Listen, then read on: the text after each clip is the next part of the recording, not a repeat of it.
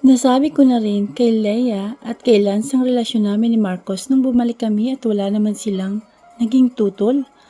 Masaya pa nga silang dalawa para sa akin, lalo na si Lance kasi raw ay sinusunod ko na raw ang laman nitong puso ko at pinili kong maging masaya para sa sarili ko. Nagbili lang siya kay Marcos at hindi ko alam kung ano yun dahil silang dalawa lang ang nag-usap. Simula rin noong nanggaling kami sa Palawan at nakilala ko ang mga magulang ni Marcos ay naging madalas na ang pagpunta ko sa bahay nila dahil na rin kay Tita Francine na ayaw akong pakawalan sa tuwing nagkikita kaming dalawa. Noong unay natakot talaga ako sa kanya dahil ramdam ko na hindi niya ako gusto para kay Marcos. Hinahanda ko ng sarili ko noon sa masasakit na salita na matatanggap ko dahil sino nga naman ba ako? Wala naman akong pinagtapusan at mahirap lamang ako. Pero mali ako nang inaakala dahil ang bait nila at tinanggap nila ako kung sino ako.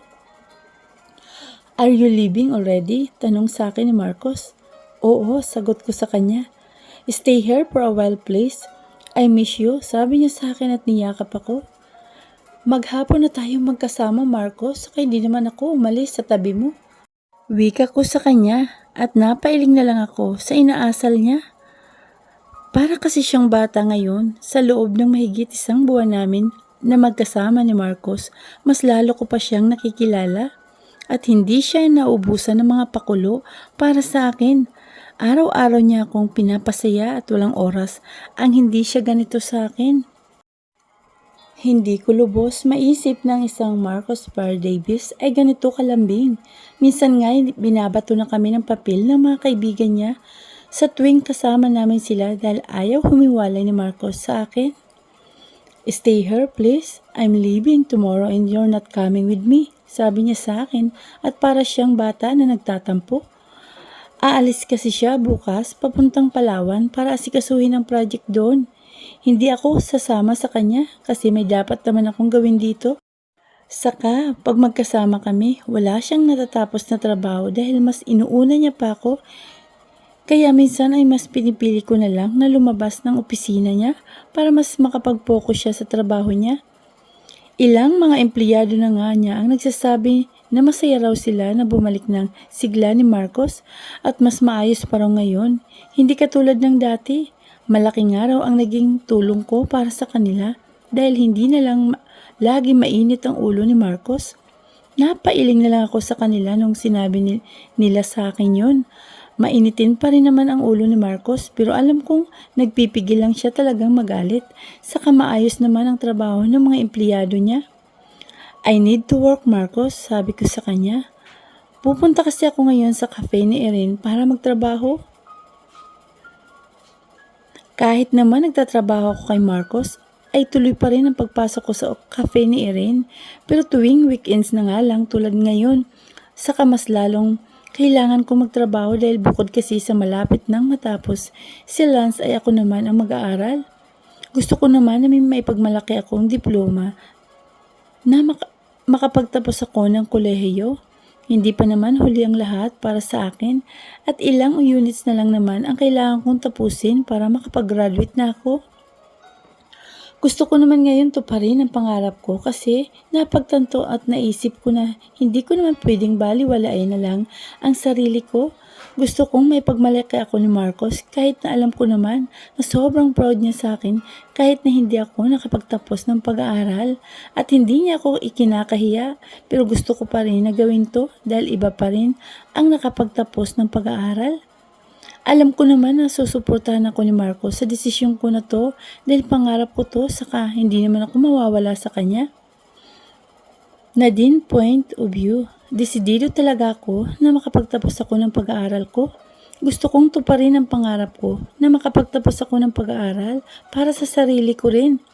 Gusto ko kahit na wala na ang mga magulang ko ay maging masaya pa rin sila sa akin na nagawa kong makapagtapos ng pag-aaral. Kaya kailangan ko magsumikap sa pagtatrabaho ko. You're already working with me, Nadine. You don't need to work at Iren's Cafe, sabi niya sa akin. Pinag-usapan na natin to, Marcos, kaya magkita na lang tayo pagbalik mo. Galing Palawan next week, wika ko sa kanya. I'll just stay here instead kung hindi kita kasama, sabi niya sa akin, kaya natawa ko at napailing. Ayaw niya talagang humiwalay sa akin. Kapag kasama niya ako at hindi ko naman nagagawang trabaho ko sa kanya, Marcos, hindi po pwede kasi kailangan nyo nang matapos yun, wika ko sa kanya. Come with me instead, sabi niya sa akin at napabuntong hininga nila ako. Hindi pwede, madami akong kailangan tapusin na trabaho saka nandun naman si Jan na mas may tutulong sa'yo doon, wika ko sa kanya. Kapag kasi akong kasama niya, hindi ko siya matutulungan dahil hindi niya ako papagawin ng kahit ano. Kaya itong pag-alis niya, magagawa ko ng mga trabaho ko. Ayoko naman kasi na isipin ng iba na hindi ko ginagawang trabaho porket boyfriend ko si Marcos. I'll drive you so I can spend more time with you today, sabi niya sa akin. Okay, sabi ko sa kanya at magkahawak kami lumabas ng opisina niya. Wala na halos na mga empleyado niya dahil uwian na kaya tahimik na sa buong building. Sumakay kami ng elevator na dalawa at habang nakasakay kami sa elevator ay nakasandal pa ang ulo niya sa balikat ko at nilalaro ang mga kamay ko about Lance sa accident. May lead nang nakuha na ang mga tauhan ni Chaos. Sabi niya sa akin kaya napaayos ako ng tayo at ganun din siya. Anong nakuha niyo? Tanong ko sa kanya. Hindi pa sinabi sa akin ni Chaos kung ano yun, pero malapit na daw malaman kung sinong taong gumawa nun kay Lance. Wika niya sa akin, mabuti naman kung ganun. Salamat Marcos kasi tinutulungan mo kami ng kapatid ko. Kahit nang dami mo nang ginagawa at iniintinding problema ay nagawa mo pa rin kaming tulungan, wika ko sa kanya. Nadine, gagawin ko ang lahat ng makakaya ko para tulungan kayo ni Lance. Mahalaga ka sa akin, Nadine, at hindi kita pababayaan, wika niya sa akin at niyakap ako. Humiwalay na lang ako ng yakap sa kanya nang bumukas ang elevator at nakarating na kami sa may parking lot. Magkahawak kaming naglakad papunta sa kotse niya at pinagbuksan niya ako ng pinto nito. Kaya naman pumasok na ako sa loob. Umikot naman na siya sa may driver's seat at sumakay na rin. Anong oras ang tapos ng shift mo? Tanong niya sa akin. Mga 11 in the evening pa, sabi ko sa kanya. I'll pitch you after your work, wika niya sa akin at pinaandar na niyang sasakyan saka kami umalis na. Marcos, may flight ka pa bukas na maaga? Kaya ko namang umuwing mag-isa, wika ko sa kanya. Hindi ako papayag na umuwi ka mag-isa, lalo ng ganong oras. Delikado na din and I can't afford anything bad happen to you, wika nito sa akin. Okay po, wika ko sa kanya. Hindi naman ako mananalo sa kanya kung makikipagtalo na ako sa kanya. Sanay naman akong inihahatid niya sa bahay at wala naman nagbago pa dun. Ayoko lang kasi na mapagod pa siya at mapuyat dahil aalis siya bukas para pumuntang Palawan. Nang makarating kami sa kape ay hinihinto na niya ang kotse niya at takmang bababa na ako nang pigilan niya ako. Bakit? Tanong ko sa kanya. You forgot something, wika niya sa akin at ikinakunot ng noo ko. Wala naman akong ibang nakalimutan dahil nandito naman sa bag na dala ko ang gamit ko. Ano yun? Tanong ko sa kanya. Pero kaya sasagutin niya ang tanong ko ay bigla na lang lumapat ang labi niya sa labi ko. Saglit lang yon pero ramdam ko ang mapupula o namumula kong mukha. Malakas pa rin ang epekto niya sa akin hanggang ngayon at hindi na ata mawawala pa yun. Aalis na nga ako, sabi ko sa kanya at mabilis na lumabas ng kotse niya. Pumasok na ako sa loob ng kape at binati ko ang mga kasamaan ko na kasama ko sa shift ko ngayong gabi. Good afternoon, masayang bati ko sa kanila. Dumiretso na ako sa locker room, saka ako nagpalit ng damit at pagkatapos noon ay nagpunta na ako sa pwesto ko para tumulong sa kanila. Wala pa naman masyadong madaming tao ngayon pero may ilan na mga bumibili na. Iba talaga kapag in love, laging blooming. Share mo naman sa amin ang secret mo, Nadine, sabi ni Liz sa akin. Oo nga, Nadine, paano bang makakuha ng isang Marcos Davis? Nagbibirong tanong ni Ma'am Leia sa akin kaya natawa ako. Simula nung malaman ni Irene na kami na ni Marcos ay nalaman na rin ng mga kasamahan ko dito sa kape dahil nandito ata si Irene noon. Noong tumawag siya sa akin at nasabi ko sa kanya, kaya alam nila ngayon, hindi naman namin tinatago ni Marcos ang relasyon naming dalawa. Maayos din ang pakikitungo sa akin ng mga magulang niya, pati na rin ang mga tao sa paligid namin. Kaya hindi naman nila ako o kahit hindi naman nila ako ka-level, pero kahit na gano'n ay hindi ko pa rin naiiwasan na makarinig minsan ng mga mapanghusgang salita galing sa ibang tao. Kapag nalaman nilang may relasyon kami ni Marcos, wala naman akong magagawa at tanggap ko na may masasabi talaga sila sa akin na hindi maganda. Alam nyo na, magtrabaho na lang tayo, sabi ko sa kanila at ngumiti. Pero biro na din, ang laki ng ikinasigla mo simula nung naging kayo ni Sir Marcos. Ang saya mo lagi at nakikita namin ang sigla sa mga mata mo, wika ni Liz sa akin. Tama si Liz, ang sigla mo nga na din at masaya kami para sa'yo, wika naman sa akin ni Ma'am Leia. Salamat, wika ko sa kanila. Suportado nila ako sa relasyon namin ni Marcos, saka sa mga kaibigan na ang turing sa kanila, kahit pasaglit pa lang kaming mga nagkakasama. Hindi sila ang mga tao na hinuhusgahan ako dahil sa relasyon namin ni Marcos. Hindi sila katulad ng iba na nag-iisip na pera lang ang habol ko kay Marcos. Kahit kailan, hindi ko naisip na pirahan si Marcos. Wala akong tinatanggap na mga mamahali na gamit sa kanya dahil ayoko. Ayoko ng ganon. Kontento na ako sa kung anong meron ako ngayon. Alam naman ni Marcos yun at naiintindihan niya ako. Alam ko rin na gusto. At alam ko rin na gusto niyang ibigay lahat sa akin, pero nag-aaway lang kami kapag ginawa niya yun dahil hindi ko tatanggapin yun, lalo na kung mahal ang pagkabili. Nagpatuloy na kami sa trabaho namin nang biglang dumami ang customer at nagsunod-sunod ang mga order, kaya naging busy na kaming lahat. Oras na rin kasi ng uwian, kaya kadalasan ay nagiging tambayan upang palipas oras ang kape ni Irene. Nadine, pakiserve naman to doon sa table 8, wika ni Sand sa akin. Kaya naman kinuha kong order at dinala yon sa table 8. Hindi naman ganun kadami yon at kaya ko naman dalhin, pero nagdahan-dahan pa rin ako hanggang sa madala ko yon doon at natigilan ako kung sinong customer na nandun. Huminga ako ng malalim at ngumiti sa kanya. Here's your order, wika ko sa kanila at inilapag ang order nila sa lamesa. Yumuko ako at akmang aalis na nang tawagin nila ako. Don't leave yet, may ipag-uutos pa ako, sabi niya sa akin. Ano po yun? Tanong ko sa kanya. Change my drink, hindi ito ang order ko, sabi niya sa akin. Sorry po, papalitan ko po agad, sabi ko sa kanya at kinuha ang inumin niya at mabilis na bumalik kina Sand. Bakit na din? Tanong nila sa akin. Mali daw tong order sa table 8, wika ko sa kanya. Tama naman ang nakalagay dito sa order slip na din, wika ni Sand sa akin.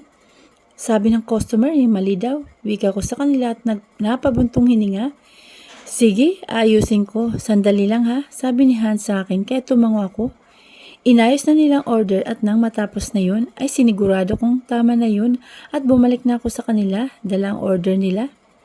Here's your order, ma'am, wika ko sa kanya at nilapag yun sa harap niya. Mali na naman, wika niya sa akin. Tama na po to, sabi ko sa kanya. Pinagtaasan niya ako ng kilay at kinalma ko ang sarili ko kasi ayokong gumawa ng gulo dito. So, ako pang may mali ngayon? Tanong niya sa akin. Hindi naman po sa ganun, pero itinama na po namin ang order niyo, wika ko sa kanya. This is not my order and please change it again, wika niya sa akin. I'm sorry but I can't do that, ma'am, sabi ko sa kanya. Why? I'm a customer here, so do what I say, sabi niya sa akin. Ma'am, pasensya na po, pero yan naman po talagang order niyo, sabi ko sa kanya. You're really getting into my nerves, inis na sabi niya sa akin at hindi ko inasahan ang sumunod niyang ginawa dahil bigla na lang niya akong pinaliguan ng malamig na kape mula ulo. Nanlaki ang mga mata ko sa ginawa niya at madami na rin mga customer ang nakatingin sa amin dahil doon. Lumapit naman agad ako sa akin si Ma'am Leia at mabilis sa akong pinunasan. You deserve that, wika niya sa akin. Ma'am, with all due respect, what you did was inappropriate thing. Hindi naman po tama na itapon niyo sa staff namin ang order niyo, sabi ni Ma'am Leia kay Mariel.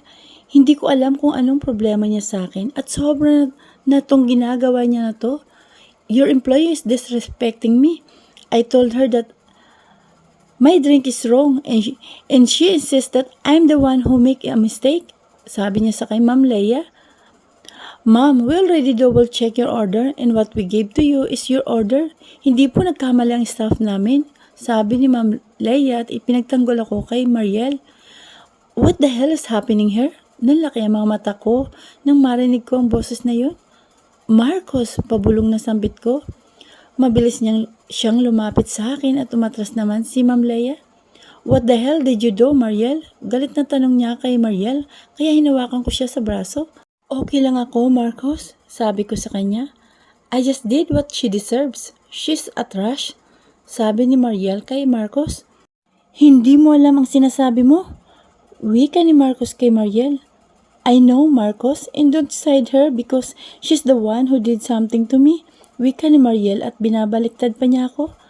I don't believe you, Mariel. I saw what happened and I know what you did. Wika ni Marcos dito. Hindi ko alam kung ano bang dahilan ni Mariel para magalit siya sa akin at pag-initan ako sa tuwing nagkikita kaming dalawa. She's a liar, Marcos, and don't take her side, Marcos, because you just pity her, sabi pa nito at masama akong tiningnan. Kung may sinungaling dito, ikaw yun. Huwag mong baliktarin ang sitwasyon. Kasi kahit anong gawin mo, hindi kita kakampihan at hindi ako papayag na gawin mo pa to sa girlfriend ko, Mariel. Sabi ni Marcos kay Mariel at hinila na niya ako palayo doon. Hinabol naman ni Liz sa akin ang gamit ko bago kami makasakay ng kotse ni Marcos. Basa ang damit ko at ang lagkit ng katawan ko. Amoy kape rin ako. Mabuti pa nga na malamig na kape na lang ang nabuhos niya sa akin. Kasi kung mainit ito ay baka nalapons na ang mukha ko. Did she hurt you? Do you need go to the hospital? Tanong sa akin ni Marcos. Okay lang ako, hindi naman niya ako nasaktan. Kailangan ko lang maligo at magpalit ng damit. Wika ko sa kanya. Is this the first time she did that to you? Tanong niya sa akin. Huwag mo nang isipin yun, Marcos, dahil okay lang naman ako. Mainit lang talaga ang ulo ng kaibigan mo sa akin. Wika ko sa kanya. I'll handle it and I will not let her touch you again. Wika niya sa akin. Sa unit niya ako dinala at mas okay na rin dito kaysa sa bahay namin dahil paniguradong magtataka sila Leia at Lance kung bakit ganito ang itsura ko. I will talk to Irene about what happened and don't worry about it. Sabi ni Marco sa akin at mukhang alam na niya kung anong nasa isip ko kaya tumanga ako sa kanya at pumasok na ako sa loob ng banyo para maligo. Hindi ko talaga maintindihan si Mariel kung bakit niya ginagawa sa akin to. Wala naman akong ginagawang kahit anong masama sa kanya. Pero ang init lagi ng dugo niya sa akin na para bang may inaagaw ako sa kanya na kahit wala naman. Napapansin ko rin na sa tuwing nakikita niya kami ni Marcos na magkasama ay masama lagi ang tingin niya sa akin. Hindi ko na lang siya pinapansin dahil ayoko ng gulo pero pag ako napuno baka patulan ko na siya sa susunod. Nang matapos akong maligo at magbihis ay lumabas na ako ng banyo. Nabutan ko si Marcos na nakaupo sa may paanan ng higaan niya at katatapos lang niyang makipag-usap sa cellphone. I already talked to Irene and explained what happened. Wika niya sa akin. Salamat, sabi ko sa kanya. Raise her na din, ihahatid na lang kita bukas sa inyo bago ako pumunta ng airport. Wika niya sa akin. Hindi na kailangan, Marcos, sabi ko sa kanya. No, Nadine, stay here, sabi niya sa akin at niyakap ako ng mahigpit. I'm sorry, sabi niya pa sa akin. Kumunot ang noo ko dahil sa sinabi niya. Bakit ka naman humihingi ng sorry? Tanong ko sa kanya.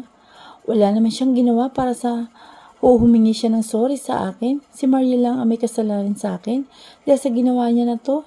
Hindi ko talaga maintindihan ang babae na yun na sobrang init ng dugo sa akin. Ayoko na ng gulo at away kaya hindi ko siya pinapatulan pero konti na lang at nasasagad na ang pasensya ko sa kanya. Nadine point of view, 1 linggo na ang nakalipas simula nang nangyari ang insidente sa kape ni Irene at ngayon ay pabalik na rin si Marcos na Maynila pagkatapos ng trabaho niya sa Palawan. Sa loob ng 1 linggong pagkawala niya ay hindi pwedeng hindi kami mag-uusap na dalawa. Sa loob ng buong araw ay nakakailang beses siyang tumatawag sa akin at hindi ko na nga mabilang kung ilan. Kaya parang nandito lang din siya sa tabi ko. Sa loob din ng 1 linggong pagkawala ni Marcos ay madalas akong pinupuntahan ni Tita Francine sa opisina ni Marcos at madalas niya rin akong itakas kaya Yung ibang mga trabaho ko ay napupunta sa iba dahil na rin sa utos ni Tita Francine. Kahit na ayokong ibigay sa iba dahil may ibang trabaho rin silang ginagawa. Pero wala akong choice dahil si Tita Francine mismo ang nag-utos sa kanila. Kaya nga nahiya ko sa mga kasamahan ko sa trabaho. Kaya kapag nakakaalis na si Tita Francine ay kinukuha ko agad sa kanilang trabaho ko. Pero ayaw din naman nilang ibigay sa akin. Okay lang naman daw yun, saka hindi naman mahirap. Pero kahit na ganun ay binabawi ko pa rin. Hindi naman kasi nila trabaho yun at sa akin yun naka-assign. Nadine, anong balak mo ngayon? Tanong sa akin ni Leia. Wala akong pasok ngayong araw at nandito kami ngayon sa bahay ni Irene dahil pinapunta niya kami dito ni Leia at ang tinutukoy ni Leia na balak ko ay ang pag-alis ko sa trabaho ko kay Marcos. Alam kong kailangan ko ng trabaho na yun pero ayoko kasing maapektuhan ang trabaho ko kay Marcos sa pag-aaral ko at alam kong gagawa ng paraan si Marcos para ayusin ang schedule ko pero ayoko ng ganun kasi unfair naman sa ibang empleyado niya. Ayoko magkaroon pa ng chismis at favoritism dahil girlfriend niya ako. Ayoko nang umasa kay Marcos. Lalo na ngayon na mag-aaral na ako. Magre-resign pa rin ako, Leia, sabi ko sa kanya. Are you really sure about that? Tanong sa akin ni Irene. Oo, ilang araw ko na rin pinag-isipan ang gagawin ko. Sabi ko sa kanya, Kuya Marcos will not let you do that, Nadine. Wika niya pa sa akin. Naisip ko na rin yan pero wala naman ako magagawa o wala nang mababago sa gusto ko. Sabi ko sa kanya, saan ka magtatrabaho ngayon? Tanong naman ni Leia sa akin. Student assistant muna siguro. Pwede naman yun saka nakapagpasa na ako ng requirements sa school. Para doon, nung nag-enroll ako, buo na talaga ang desisyon ko. Ayokong umasa kay Marcos. Malaking tulong na ang ginawa niya sa amin ni Lance, lalo na yung paghanap niya kung sino ang may kasalanan kung bakit na-aksidente si Lance. Saka kahit itinago nila sa akin ni Lance na tinutulugan niya ang kapatid ko, ay nalaman ko pa rin ang lahat. Nakapag-desisyon ka na nga, natanggap ko rin kahapon ang resignation letter mo. Akala ko nagbibiro ka lang, pero totoo pala, wika ni Irene sa akin. Pasensya na talaga Irene at hindi ko nasabi sa'yo. Sabi ko sa kanya, wala yun Nadine. Naiintindihan ko naman ang dahilan mo, saka alam ko naman ang gusto mo. Talagang mag-aaral ka, sabi niya sa akin. Salamat, wika ko sa kanya. Alam kong mahirapan ako sa gagawin ko, pero okay na rin. Kasi makapag-focus ako sa pag-aaral ko. Isang semester na lang naman ang kailangan kong tapusin at magkakaroon ako ng diploma. Kahit papano naman ay may ipon ako dahil sa pagtatrabaho ko kay Marcos at sa pagtatrabaho ko kay Irene. Maayos naman si Lance at malapit nang matapos kaya ako naman ngayon ang mag-aaral. Nadine, hindi na nga pala tayo nakapag-usap pagkatapos nung nangyari sa'yo sa kape, sabi ni Irene sa akin na ikinanlaki ng mata ko. Wala namang kasing alam sina Leia tungkol doon, pero mukhang malalaman na rin ni Leia ngayon dahil kay Irene. Ayoko kasing ipaalam sa kanila, lalo na kay Lance, dahil mag-aalala pa sila eh. Okay naman ako, saka hindi naman ako nasaktan sa nangyari. Napahiya lang ako. Anong nangyari? Tanong ni Leia sa akin at saka tumingin kay Irene. Napabuntong hininga na lang ako at wala naman dahilan para itago ko pa ang bagay na yun, saka tapos na at wala na sa akin yun. May nagbuhos kasi ng malamig na kape sa akin nung isang linggo, sabi ko sa kanya. Ha? Bakit? Nagtatakang tanong niya sa akin. Hindi lang kami nagkaintindihan ng dalawa, wika ko sa kanya. Masama talagang ugali nun, kahit kailan. Hindi ko siya gusto at hindi ko alam kung bakit ganun ang ugali niya. Dati pa lang ay inis na ako sa kanya. Saka na din, base sa mga kwento ng mga kasamaan mo, wala ka namang ginawang mali. At tinignan ko rin ang CCTV na siya talaga ang may pagkakamali sa inyong dalawa. Kasi bigla na lang siyang nagwala ng parang tanga doon, sabi ni Irene. Teka, yan ba yung Mariel? Tanong ni Leia sa amin kaya tumanga ako. Oo, akala mo naman kasi laging siya ang tama. Noong pa man ay ganun ang ugali nun. Pero pagkaharap si Kuya Marcos, laging nagbabalat anyo, sabi ni Irene sa amin. Ang init ng lagi ng dugon sa'yo nun, Nadine. Base na rin sa ibang kwento mo, minsan tuloy. Iniisip ko na nagsiselos yun sa'yo dahil girlfriend ka ni Marcos, sabi ni Leia sa akin. May sayad kasi yung babae na yun, naiinis talaga ako sa kanya at nung malaman ko na ginawa niya sa kay Nadine? Pasalamat siya, hindi ko na siya naabutan sa kape ko dahil kakalad ka rin ko siya palabas, sabi ni Irene sa akin. Huwag na lang natin siyang pag-usapan, wika ko sa kanila. Wala namang kasing saysay kung pag-uusapan pa namin si Mariel.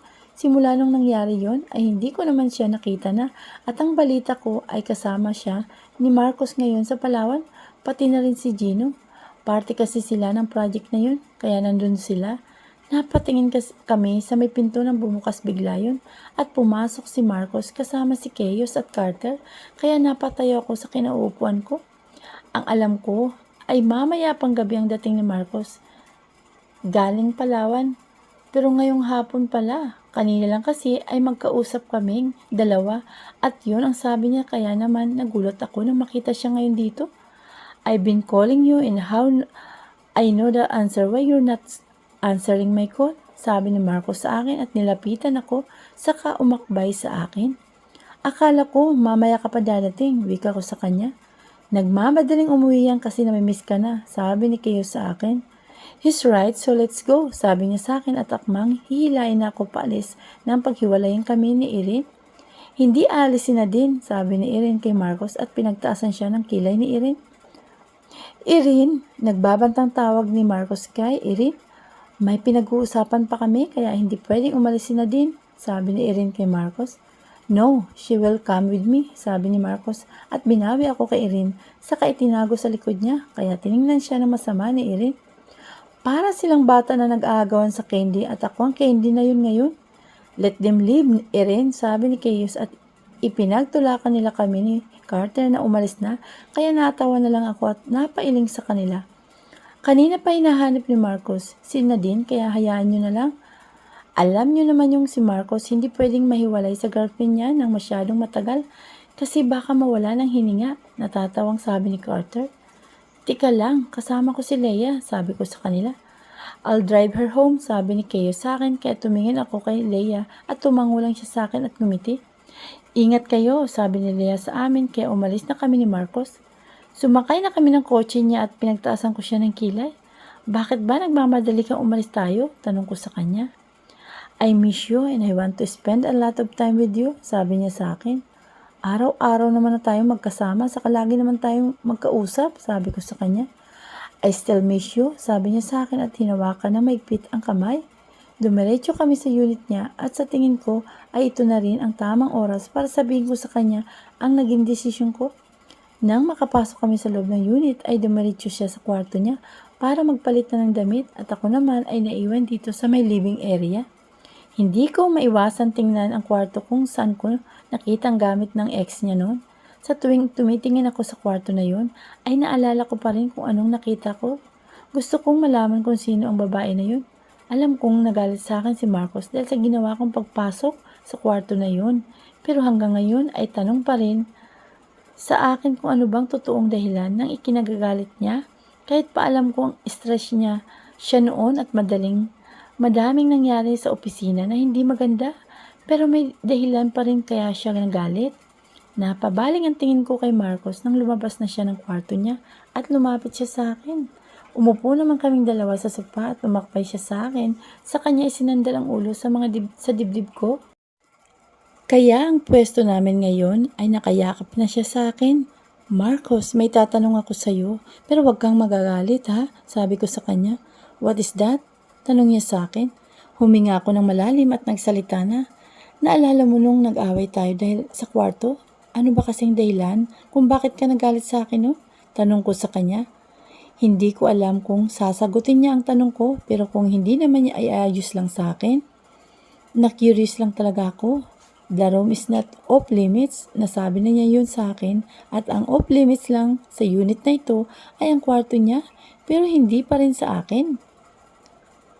Mas gusto pa nga ni Marcos na pumapasok ako doon at doon natutulog kapag nandito ako.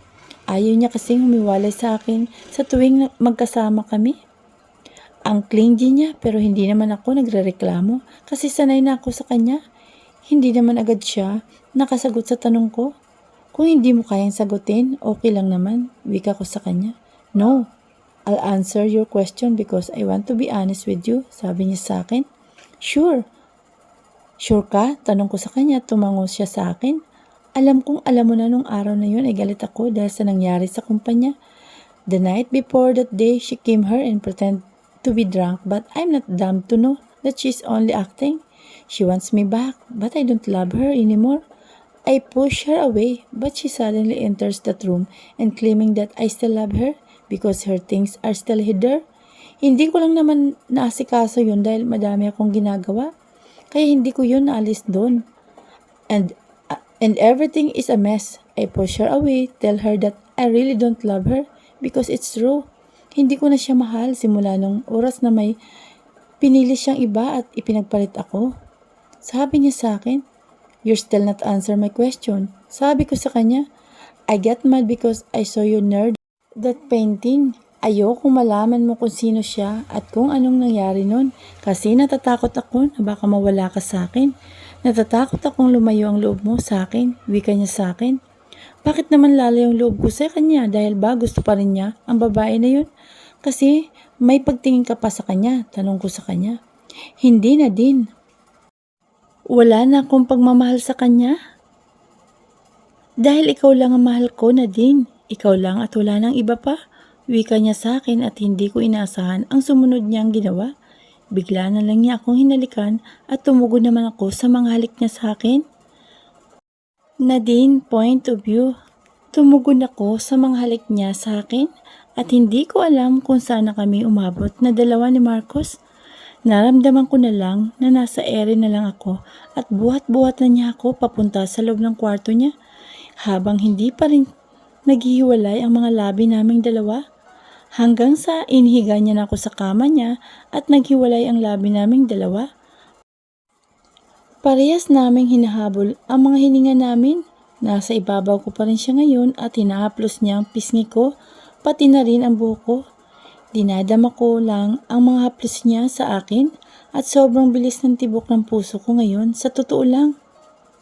Kinakabahan ako at hindi ko maipaliwanag ang nararamdaman ko dahil may kakaibang init na akong nararamdaman na nagmumula sa katawan ko.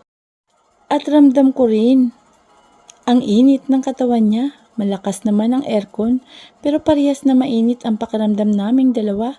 Muli niya akong hinalikan habang ang mga kamay niya ay naglalakbay sa katawan ko. Mula sa mukha ko ay bumaba na yun papunta sa liig at dibdib ko kaya naman napakanga akong bigla at nang hawakan ng dibdib ko at ginamit niyang pagkakataon na yun para maipasok niya ang dila niya sa bibig ko.